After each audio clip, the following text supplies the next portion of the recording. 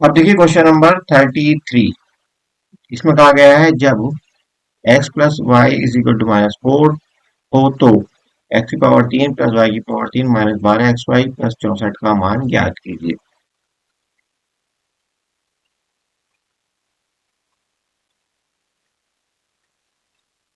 देखिए हमें दिया है x प्लस वाई बराबर -4। हम क्या करेंगे, दोनों ओर का घन कर लेंगे, क्यूब। ठीक है, ये कर लिया हमने क्यूब। इसको आप ऊपर करोगे तो x की पावर 3 प्लस वाई की power 3 plus 3x y bracket में x प्लस वाई बराबर हो जाएगा। इसका क्यूब कितना होता है, 4 का 64। अब देखो एक चीज याद रखनी, जब भी पावर आपकी ये ऑड नंबर होगी जैसे कि 3, 5, 7 इस तरह से, तो ये माइनस चलता रहेगा। माइनस चलेगा क्योंकि पावर 3 है, और यहाँ लिख देंगे हम 4 का घन 64 हो गया। ठीक है जी। अगर ये 2, 4, 6, 8 ऐसे होती पावर, 10 होती, 12 होती, यानी कि इवन नंबर होता अगर यहाँ पावर में, तो ये साइन यहाँ का माइनस का हट जाता। चलिए एनीवे, अब हमें क्या मिला, ये मिला हमें एक्स प्लस वाई यहाँ पे। इस एक्स प्लस वाई की वैल्यू हमारे पास ऑलरेडी है, ये कितनी, -4। तो ये रख दो आप, -4 इसमें रिप्लेस कर दो, तो इसका रूप कुछ इस ढंग से हो जाएगा। ये रूप हो गया अब इसका। अब क्या कर सकते हैं, आप इसको 3 को इसके साथ कर दो, 4 के साथ। 3 चौक 12 हो जाएगा, लेकिन साइन कौन सा हो जाएगा, माइनस का। 12xy हो गया यहाँ पे। बाकी इधर तो आपको -64 ही रहा। ठीक है, इधर भी ये एक्स की पावर 3 और वाई की पावर 3 ही रहा। तो कुछ इस ढंग से ये समीकरण अब हमारे सामने आ चुका है। अब हम क्या कर सकते हैं, एक चीज आप यहाँ पे देखोगे कि हमारे पास ऑलरेडी ये हिस्सा जो है यहाँ पे मैच कर रहा है। ठीक है, तो इसको आप रिप्लेस कर सकते हो इससे, 64 से, -64। तो इसको आप वापस यहाँ पे उतार के रखो नीचे, इसको यहाँ पे उतार के रखो। एक्स की पावर 3 प्लस वाई की पावर 3, सॉरी ये आएगा minus, minus okay, 12xy plus 64। और हमारे पास इसकी वैल्यू ऑलरेडी है। इसकी वैल्यू हमारे पास है कितनी, -64। रख देते हैं -64 इसकी जगह पे। ये रखा हमने -64, पहले से रखा हुआ है यहाँ पे +64। तो यहाँ पे कितना हो गया, ये तो कट गया, बना क्या, 0। तो ये हो गया हमारा आंसर। देखो कितना आसान था ये, लेकिन कितना कॉम्प्लिकेटेड लग रहा था। नेक्स्ट देखिए सवाल नंबर है 34। समीकरण के कोई 5 हल ज्ञात करने हैं हमें। 2x + y = 7 हमें दिया है, क्या दिया है, x + y = 7। यहाँ से हम कह सकते हैं कि y = 7 - 2x, इजंट इट, कह सकते हैं हम ऐसा। अब हम क्या करेंगे, एक टेबल बनाएंगे और उसमें y की वैल्यूज रखते चले जाएंगे। पहले देखिए y की वैल्यू यहाँ से हम मान लेते हैं, एक की वैल्यू मान लो, दूसरी वैल्यू कहाँ निकल जाएगी। अगर हम x की वैल्यू मान लें तो y की निकाल देते हैं। हमने मान लिया है x बराबर 0। अगर x बराबर 0, यहाँ पे हम लिखेंगे y = 7 - 2 x लिखा है हमने, यानी कि 7 - 2 इंटू x की जगह रख दिया 0। ठीक है जी, x की जगह 0 रख दिया, तो y का मान कितना हो गया यहाँ से, y = 7 - 0, यानी कि y = 7। तो हम कह सकते हैं जब हमारे पास x की वैल्यू 0 होगी तो y की मान कितना होगा, y का 7। ठीक है, तो हम ऐसे वैल्यू रख सकते हैं इस्तेमाल। ये हमारा एक टेबल, और इस टेबल में वैल्यू रख दी हमने। जब x का मान 0 तो y का मान 7। आपकी बार मान लो x का मान है -1, y का मान हमें निकालना होगा, और ये हम फिर से रखेंगे y = 7 - 2x। 7 - 2 इंटू माइनस का 1, ये भी माइनस और इधर भी माइनस, का मतलब ये हो गया 2 प्लस का, और यहाँ पे है 7, तो y = 7 + 2 यानी कि 9। y का मान कितना आ गया, 9। तो हम यहाँ पे रख देंगे 9, जब x का मान -1। ऐसे ही हम बाकी मान भी निकालेंगे। जब x का मान 1 हो तो पहले रखा था -1, आपकी बार इसका 1, y = हमारे पास है 7 - 2x, तो ये हो जाएगा 7 - 2 × 1, यानी कि 7 - 2, यानी कि y का मान कितना हो जाएगा यहाँ से, y = 5। तो x का मान 1 तो y = 5। ऐसे ही हम एक मार और लिख लेंगे, कुछ और मान x का। इस बार हमने x का मान 2 रख लिया है, तो y का मान y = 7 - 2, तो ये हो जाएगा y = 7 - 4, यानी कि y का मान कितना हो गया, 3। तो जब x का मान 2 तो y का मान 3। ऐसे ही अब की बार हम क्या करेंगे, अब की बार हम कर लेते हैं माइनस में। यहाँ पे फिर से निकाल देंगे y की वैल्यू, यहाँ पे x ये रखेंगे हम माइनस का 2, तो ये हो जाएगा y = 7 माइनस, फिर से माइनस माइनस प्लस हो जाएगा, तो ये हो जाएगा 4 प्लस के y = 11। जब x का मान माइनस का 2 तो y = 11, y का मान 11। तो इस ढंग से ये 5 मान हो गए इस समीकरण के। कितना आसान था ये है हमारा क्वेश्चन नंबर 35। ये कहता है सिद्ध कीजिए कि यदि दो रेखाएं एक दूसरे को प्रतिच्छेदित करती हैं तो शीर्षाभिमुख कोण बराबर होते हैं। तो शीर्षाभिमुख कोण देखिए कैसे बराबर होते हैं, क्या होते क्या है शीर्षाभिमुख कोण, वर्टिकली अपोजिट एंगल। एक लाइन ऐसे, दूसरी ऐसे, अगर दो लाइन एक दूसरे को काटेंगी तो यहाँ पे कुछ एंगल्स बनेंगे, ठीक है। तो ये एंगल और इसके सामने वाला एंगल, ये दोनों एक दूसरे के बराबर होंगे और ये शीर्षाभिमुख कोण होंगे, यही हमने सिद्ध करना है। और दूसरा शीर्षाभिमुख कोण कौन से होंगे, अब बचा हुआ एंगल ये देखिए, इसे हमने इस कलर से दिखाया है, इसके सामने वाला ये एंगल। तो अगर ये एंगल 1 है तो इसके सामने वाला 2 एंगल है, अगर ये एंगल 3 है तो इसके सामने वाले 4 एंगल। तो हम कह सकते हैं कि एंगल 1 बराबर एंगल 2 और एंगल 3 बराबर 4, और एंगल 1 एंगल 2 के साथ क्या है, शीर्षाभिमुख कोण है। ऐसे ही 3 और 4 भी एक दूसरे के लिए शीर्षाभिमुख कोण, वर्टिकली अपोजिट एंगल्स हैं। तो हमने अब सिद्ध करना है, एक सेकंड,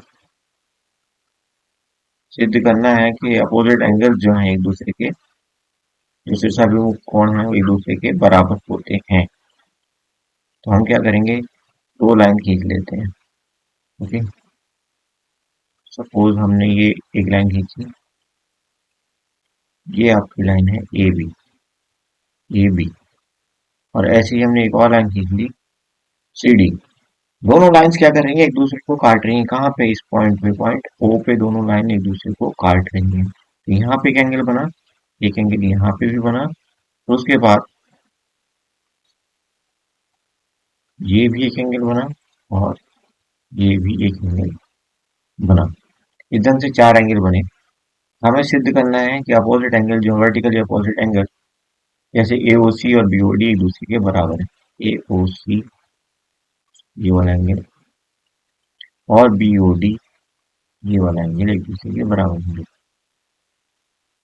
बी ओ डी एक दूसरे के बराबर। सबसे पहले आप इस लाइन को देखिए, ए बी लाइन को। ए बी लाइन पे जो एंगल बन रहा है ए ओ सी, तो हम क्या लिख सकते हैं इसको, हम इसको लिख सकते हैं A O C angle, A O C plus angle B O C, B O C बराबर कितने, 180।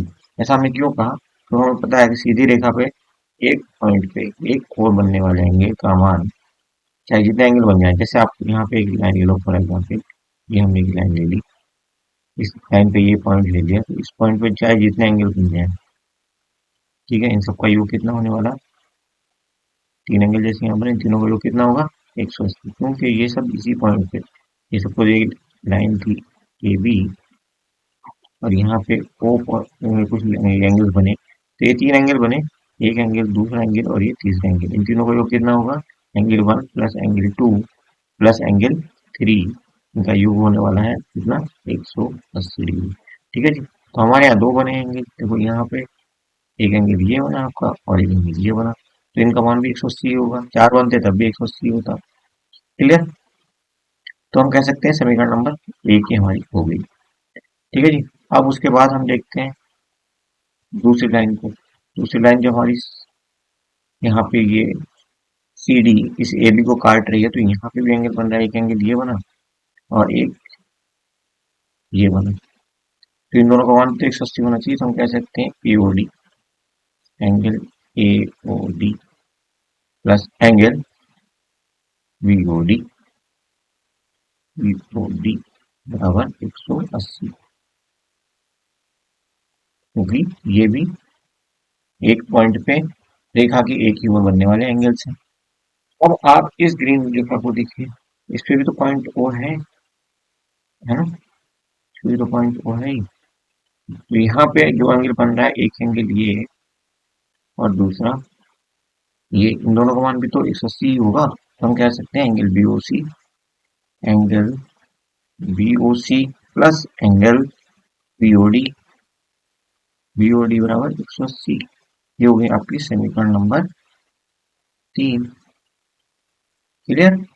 इस समीकरण नंबर 3 में हमें दिख रहा है कि बीओसी का मान हमारे पास निकल सकता है 180 में से, अगर हम बीओडी माइनस करते हैं ऐसे कुछ, यानी कि हम लिख सकते हैं बीओसी बराबर 180 माइनस इसको बीओडी को इधर ले जाओ, एंगल बीओडी। क्लियर।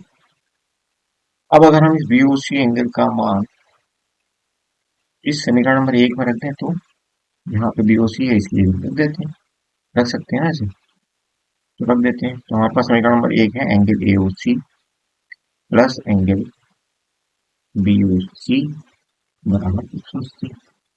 ये हमारा समीकरण नंबर 1। इसमें हमने बीओसी का मान कितना रखा है, 180 माइनस एंगल बीओडी, बीओडी बराबर 180।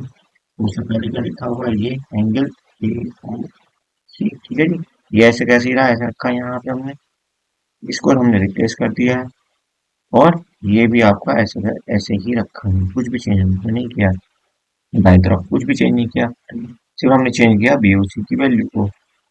ठीक है जी। अब हम देखेंगे कि हमारे पास क्या बचता है भाई, 180 इधर भेज देते हैं दाएं तरफ, तो हमारे पास बचा है angle AOC plus angle BOD बराबर 180, यहाँ पे पहले से था और इधर से भी 180 आ गया, है ना। तो यहाँ पे कितना बचा, 180 माइनस 180 मतलब 0, कुछ भी नहीं बचा। ठीक है, तो हम कह सकते हैं क्या, चलिए हमारे साथ आएंगे, क्लियर हो गया। यही तो सिद्ध करना था हमने, एओसी और बीओडी। ठीक है जी, क्या क्या लास्ट में हमने बीओडी को इधर ले गए राइट साइड में, यहाँ से शिफ्ट करके इधर शिफ्ट कर दिया बस, तो एओसी और बीओडी। अच्छा, हमारा है प्रश्न संख्या 36। अब हम खंड ई में आ गए हैं, यहाँ पे 36 से 38 तक के 3 सवाल हमें करने हैं, जो कि हर एक सवाल कितने नंबर का है, 4 नंबर का। लेकिन देखो फ्लो में आया है, तो 4 नंबर को लाना मुश्किल काम यहाँ पे नहीं है, अगर आप थोड़ा सा दिमाग से सोचोगे तो। 36 नंबर प्रश्न क्या था, विद्यार्थियों के एक समूह को एक बहुपद ये दिया गया है, ये बहुपद है पॉलिनोमियल, उन्हें इस बहुपद से संबंधित समस्याओं को हल करने के लिए गुणनखंड प्रमेय और मध्य पद विभाजन विधि से के अपने ज्ञान का प्रयोग करने के लिए कहा गया है। ठीक है जी। उपरोक्त जानकारी के आधार पर निम्नलिखित प्रश्नों के उत्तर हमें देने हैं। बहुपद की ऐसी घात ज्ञात करनी है। घात क्या होती है, मैक्सिमम पावर, ज्यादा से ज्यादा पावर जो किसी बहुपद की होती है। बहुपद में क्या होता है, एक्स वाई जेड जैसे कुछ वेरिएबल्स होते हैं, उनके ऊपर कुछ घात लगी होती है। यहाँ देखोगे आप कितनी घात लगी है, 2, तो इसकी घात कितनी हो गई, पावर या मैक्सिमम कितनी है, 2, यहाँ 1 है, तो इस पूरे बहुपद में सबसे ज्यादा पावर किसकी है, इस वाले एक्स की, और यहाँ कितनी है, 2, तो ये हमारा 2 यहाँ पर आंसर बन गया। ठीक है जी। दूसरा सवाल देखिए ये वाला, पहचानिए कि पी एक रैखिक द्विघात अथवा त्रिघात बहुपद है। तो ये द्विघात बहुपद है, कौन सा बहुपद है, द्विघात, क्वाड्रेटिक है, क्वाड्रेटिक इक्वेशन है, द्विघात बहुपद। क्यों, क्योंकि इसमें ज्यादा जो पावर है, घात है, वो 2 है। ठीक है जी। तीसरा प्रश्न क्या कहता है हमारे पास, मध्य पद विभाजन विधि का उपयोग करके इस बहुपद का हमें क्या करना है, गुणनखंड ज्ञात करना है। ठीक है, गुणनखंड हम ज्ञात कर देते हैं, बहुत आसान है। ठीक है, ठीक है जी। तो देखो बहुपद से बेहद आसान 5 नंबर का सवाल, 4 नंबर तो ये है, 1 नंबर का पहले भी कहीं पाया हुआ, टोटल 5 नंबर इसी मॉडल पेपर में, सैम्पल पेपर में आपको मिल जाएंगे, और ऐसे ही आता है लगभग लगभग है सब। ठीक है जी। तो आप देखेंगे इसको हमने क्या करना, मध्य पद क्या है ये, इसका विभाजन करना है हमें, और कुछ एकदम से 17 के हमने टुकड़े करने हैं। जो भी टुकड़े आएंगे 70 के, उनका गुणनफल कितना होना चाहिए? गुणनफल 6 और 5 का गुणनफल कितना है? 30। तो 17 को भी हम इस ढंग से तोड़ेंगे तो उनके जो टुकड़े हैं उनका गुणनफल 30 आ जाए। कौन कौन से होंगे भैया? 30 लाने के लिए हम क्या कर सकते हैं? 15 और 2 में तोड़ दें 17 को, तो 15 गुणा 2 भी कितना होता है? 30 ही होता है। ठीक है, इसका मतलब बिल्कुल सही है हमारा भाई। तो हम यहाँ पे ऐसे लिखेंगे 6x² ऐसे रखा रहने देंगे, 17x को हम तोड़ देंगे। 2x, सॉरी कर लिखो आप 2x, और बचा 15x यहाँ पे लिख दो। 15x प्लस 5 यहाँ पे लिख दो। ठीक है जी, ओके। अब आप देखिए, काफी बच्चे अब शायद आसानी से कर लेंगे। ठीक है, अब ये दो टुकड़े हो गए, हम देखते हैं समझ में, ऐसा नहीं है। ये दो टुकड़े हो गए, आधा टुकड़ा तो ये, ठीक है, और आधा कौन सा है भाई? आधा ये। ठीक है, अब इस आधे को, पहले आधे को देखो आप, यहाँ पे 6 है, 6 कैसे बनता है? 2 गुणा 3 से। ठीक है, तो हम 6 को ऐसे लिख दें, 2 गुणा 3, और x² को x² लिख दें, प्लस 2x को ऐसे रखा रहने दें। ठीक है जी, उसके बाद आधा टुकड़ा हम ऐसे ही रख दें, 15x, 15 गुणा x होता है 15x, और यहाँ पे 5 ऐसे ही रख दें। तो यहाँ पे देखो 2 है और यहाँ पे 2 है, मतलब 2 हमारा कॉमन आ सकता है, तो हमने कॉमन ले लिया। अब जब इस पूरे टुकड़े को हम 2 से भाग देंगे, 2 से 2 कट जाएगा, बचेगा क्या होता है? 3। सॉरी, ये एक्स भी आएगा, एक्स भी कॉमन, जस्ट यहाँ पे ना एक्स भी कॉमन है, तो हम एक्स भी लिखेंगे, 2x। ठीक है जी, क्योंकि एक्स यहाँ पे भी है और एक्स ये भी है, तो एक्स भी कॉमन आ गया, तो हमारे पास क्या बचा? 3x। ठीक है जी, 3x बचा, अंदर प्लस का साइन है, ये प्लस का साइन लगाएंगे।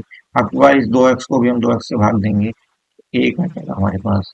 ठीक है जी, फिर ये आया ये वाला प्लस, इस प्लस को आपने यहाँ पे रख दिया। ठीक है, इसको शिफ्ट करके यहाँ रख दिया, ऐसे समझ लो आप। बहुत बारीकी से समझाने की कोशिश कर रहे हैं ताकि आपको हर चीज क्लियर हो जाए, वरना कुछ सेकंड में ये सवाल हो जाता है। अब देखो 5 यहाँ पे भी है और 5 15 में भी होता है, 15 को हम 5 गुना 3 लिख सकते हैं ना, तो 5 हम कॉमन ले लेंगे और यहाँ पे बचेगा हमारे पास 3x, और प्लस लगाएंगे, इसको जब 5 को डिवाइड करेंगे 5 से, तो बचेगा 1, तो 3x+1। ये वाला ब्रैकेट और ये वाला ब्रैकेट बिल्कुल एक जैसे हो गया, होना चाहिए, अदरवाइज हमारा सवाल गलत माना जाता है। ठीक है जी, ये बिल्कुल एक जैसे होनी चाहिए। ठीक है, ओके, चलिए अब आगे बढ़ते हैं। अब हम फिर से कॉमन ले लेंगे, क्या कॉमन लेंगे? देखिए, ये जो ब्रैकेट है इसको हम कॉमन ले लेंगे, तो यहाँ पर ब्रैकेट है 3x+1। अगर हम इस ब्रैकेट से इस पूरे आधे हिस्से को भाग दे दें, क्या बचेगा हमारे पास? और बचेगा 2x, तो दूसरे ब्रैकेट में हम लिख देंगे 2x, प्लस साइन है ये वाला, तो यहाँ लिख दिया हमने ये वाला, यहाँ लिखा है। ठीक है जी, फिर से हम इस आधे हिस्से को भाग देंगे जो कॉमन लिया है उससे, तो ब्रैकेट से ब्रैकेट कट जाएगा, यहाँ बचेगा 5। तो ये आ गया हमारा गुणनखंड, यही हमारा आंसर बनेगा। डन है, कोई दिक्कत हो तो कमेंट जरूर कर दो। देखिए, अथवा करके एक और सवाल हमें दिया हुआ है, तो इसका मतलब ये हम बहुत आसानी से इस सवाल को भी कर सकते हैं। ये अगर हम 3 रख दें एक्स की वैल्यू, एक्स की जगह यहाँ पे इस बहुपद में, जो हमारा बहुपद है इसमें, तो हमें कुछ वैल्यू मिलेगी। दूसरी बार हम 3 रखेंगे तब कुछ वैल्यू मिलेगी, एक बार -3 रखने पर कुछ वैल्यू मिलेगी, दूसरी बार 3 रखने पर कुछ वैल्यू मिलेगी, दोनों वैल्यूज को हम यहाँ रख देंगे, आंसर बन जाएगा। तो हम पहले बहुपद लिख लेते हैं, ये हो गया 6x² प्लस 17x प्लस 5। यहाँ पे एक्स की जगह पहले क्या रखेंगे? -3, 6 गुणा ये -3 को करेंगे स्क्वायर, प्लस ये आया 17, 17 और एक्स की जगह रखेंगे -3, प्लस का हो जाएगा हमारे पास 5, तो ये हो जाएगा 3 का, क्योंकि स्क्वायर है तो आपको पता है यहाँ माइनस खत्म हो जाएगा, तो 6 इंटू स्क्वायर बनेगा 3 9, 6 9 54, 54 बनाइए, प्लस का साइन लगेगा यहाँ पे, सॉरी माइनस का लगेगा, क्योंकि ये माइनस है अंदर, ये माइनस है अंदर, प्लस है माइनस, प्लस माइनस हो जाएगा। ठीक है, साइन कैसा हो जाएगा? माइनस का, 17×51, और प्लस का है हमारे पास 5। कुल मिलाकर के यहाँ से हमें मिल गया 51 माइनस, सॉरी 54 - 51 मतलब 3, 3 + 5 8 मिला। ठीक है, तो इसकी जगह पर हम क्या रख देंगे? 8, और प्लस का साइन लगा देंगे। ऐसे ही हमने इसकी जगह पे, एक्स की जगह पे 3 रखना है, और 3 रख के फिर से कुछ वैल्यू निकालनी है, निकाल देते हैं। इस बार हम 3 रखेंगे, ध्यान रखना। ओके, तो इस बार हमने 3 रखना है। हमने एक्स की जगह पे यहाँ अच्छा एक्स स्क्वायर हो गया, यहाँ पर रखेंगे हम एक्स की जगह पे 3, 3 का करेंगे हम स्क्वायर प्लस ये है हमारे पास 17, यहाँ पे भी रखेंगे एक्स की जगह क्या 3, और यहाँ पे हो जाएगा प्लस का 5, तो फिर से यहाँ मिलेगा 9, 6 9 54 हो जाएगा हमारा। फिर यहाँ से 70 51 हो जाएगा हमारे, तो हो जाएगा 5 51 54 105 प्लस 5 110, कितना बड़ा में हमसे 110। इस 110 को यहाँ पे उठा कर रख देंगे 110, ये कितना हो जाएगा बच्चों 118, कितना हो गया 118, ये हमारा बना आंसर। तो ये इतना आसान था। क्वेश्चन नंबर 37 कहता है एक शिक्षक ने 40 विद्यार्थियों द्वारा एक सप्ताह में टेलीविजन देखने में बिताए गए घंटों की संख्या दर्ज की, एकत्रित आंकड़े नीचे दिए गए। उपयुक्त जानकारी के आधार पर निम्नलिखित प्रश्नों के उत्तर दीजिए। तो पहला प्रश्न आपका 1 नंबर का, दूसरा भी 1 नंबर का, बहुत बहुत आसान सवाल है, और तीसरा आपका 2 नंबर का। बहुत ही छोटे छोटे आंसर हैं इनके। कितने विद्यार्थियों ने, अगर हम पहले वाले सवाल की बात करें, कितने विद्यार्थियों ने ठीक 2 घंटे टीवी देखा, तो हमें क्या करना पड़ेगा, एक टेबल बनानी पड़ेगी इसके लिए। लेकिन उस टेबल से भी पहले हमने इस डेटा को अरेंज करना पड़ेगा, तो हम इसको क्या करते हैं, आरोही क्रम में इसको हम व्यवस्थित कर लेते हैं। सबसे पहले क्या है, सबसे छोटा है, और ये असल में घंटों में टाइम दिया हुआ है, तो 1 1 1 1 ऐसे करके लिखेंगे। देखो 1 कितनी बार आया है, 3 4 बार आई थिंक, एक ये एक ये एक ये एक ये 4 बार आया 1। ऐसे ही देख लो, अब 2 कितनी बार आया, 3 कितनी बार आया, और ऐसे करके हम एक टेबल तैयार कर लेते हैं। सारणी में आप देख सकते हैं ये समय दिया है घंटों में। तो 1 घंटा जो टीवी देखा वो कितने बच्चों ने देखा, 4 ने, तो इसकी होगी बारंबारता। ऐसे करके हमने डिटेल बना ली। यहाँ पे ये संचयी बारंबारता हो गई आपकी, टोटल हो गया 40। ठीक है जी। अब हमसे पहला सवाल क्या कहा गया, पूछा गया कितने विद्यार्थियों ने ठीक 2 घंटे टीवी देखा, तो हमारा आंसर क्या है 9।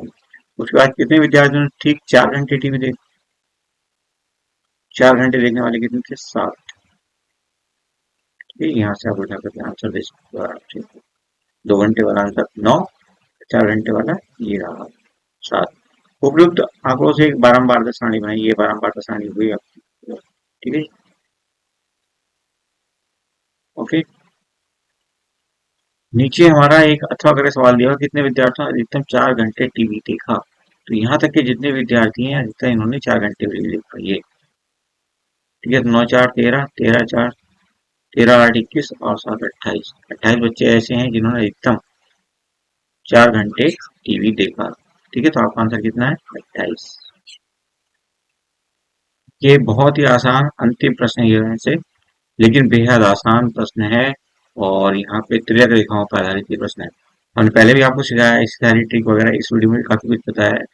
बट आपको अभी भी लगता है कुछ समझ में नहीं आया, तो आप कमेंट कर देना। एक वीडियो और है हमारी इसी टॉपिक पे, जहाँ पे आपको पूरी क्लैरिटी मिल जाएगी, कौन से एंगल करस्पॉन्डिंग या संगत कोण होते हैं, कौन से एंगल अपोजिट होते हैं, कैसे पहचानेंगे, क्या क्या उनके संबंध में नियम है, कौन कौन मिलकर के 180 डिग्री होती है, वगैरह वगैरह।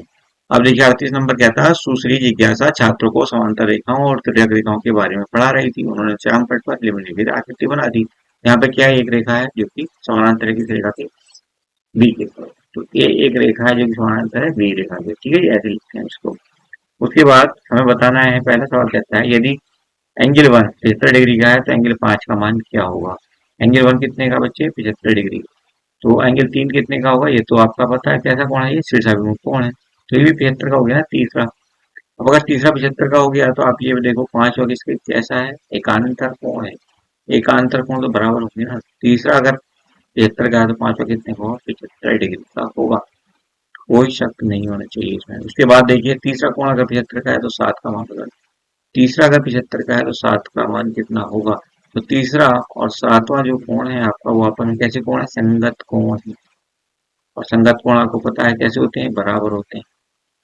संगत कोण बराबर होते हैं, बराबर होते हैं। तो आपको क्या पता चला यहाँ से, कि ये भी 75 डिग्री का ही होगा, 75 डिग्री का ही होगा। उसके बाद देखिए तीसरा प्रश्न है आपका ये, तो कितने कितने आसान प्रश्न है, कुछ भी लिखना भी ज्यादा नहीं पड़ रहा है। चलो ये यहीं पे रहने दो थोड़ी देर के लिए। कहता है चौथा अगर 105 डिग्री का है, तो तीसरा और आठवां कोण मिलकर के कितने डिग्री के हो जाएंगे। इसकी भाषा में इसको बताइए आप कि यदि चौथा एंगल 105 का हो जाए, चौथा एंगल कितने का हो जाए 105 का, कहाँ पे चौथा एंगल, ये है चौथा एंगल 105 का कर दें इसको। चलिए 105 का कर दें तो ओके बिल्कुल ठीक है। तो एंगल 3 और 8 का मान क्या होगा भाई, इतना ही रहेगा। देखो 105 का ही है तो ये एक सीधी रेखा है, ये क्या है, एक सीधी रेखा है। और इस सीधी रेखा के एक ही पॉइंट पे, ये कोई पॉइंट है यहाँ पे, सपोज आपने कहा पी पॉइंट, पी पॉइंट पे ही दोनों एंगल बनना है, एक ये बना 75 का, ये बना 105 का। जब ये 105 का होगा तो ये अपना 75 का हो गया ना, ये वाला आपके सामने ये 75 का ही होगा और कोई रास्ता नहीं है इसके पास। तो तीसरा एंगल फिर से 75 डिग्री का हो जाएगा, ये वाला भी 75 का हो जाएगा, क्योंकि ऐसे कौन है शीर्षाभिमुख कोण। और रही बात एंगल 8 की, तो एंगल 8 कितने का होगा भाई। अब देखो ये बॉक्स के अंदर एंगल बन रही है तो हमें पता है ये फिर से कितने का होगा, इससे ही पता करते हो, बॉक्स से भी हमने कई बार बॉक्स का उदाहरण देखा, आपको समझाया भी। अगर बॉक्स में कोई दिक्कत है तो ये तो पता है ना कि करस्पॉन्डिंग एंगल है।